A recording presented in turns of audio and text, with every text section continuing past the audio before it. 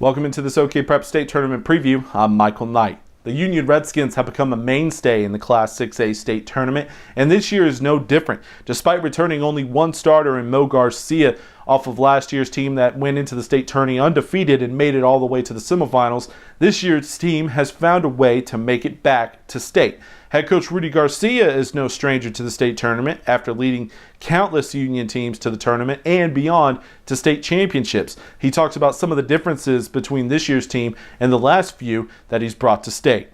Well, obviously, like you said, one starter back, and Micaiah and Jordan were the other two that played some minutes last year. So, I think the early part of the season, we started out 4-3, and I think just trying to find the right rotations and guys to understand their roles and really what it takes to compete and excel at this level and the effort they have to bring every game. So I think early on, they found out what it's like to be here, and when we went to Durant early in the year and Memorial got us in the finals in a close ball game, I think it kind of helped our guys understand, hey, they're one of the better teams in the state in all classes, and we were right there. So I think it helped their confidence moving forward. But I think just they grew as the season went along and grew in their roles.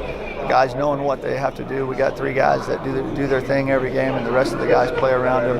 And the biggest thing right now, our guys, they've bought into the defensive end of the floor, and they're making it difficult on other teams. And to get to this point, if you can continue to do that, you'll give yourself a chance to win. The Union Redskins enter familiar territory as they are back into the 6A state tournament. However, they're in unfamiliar territory as they go into the first-round matchup against Putnam City North as the underdog.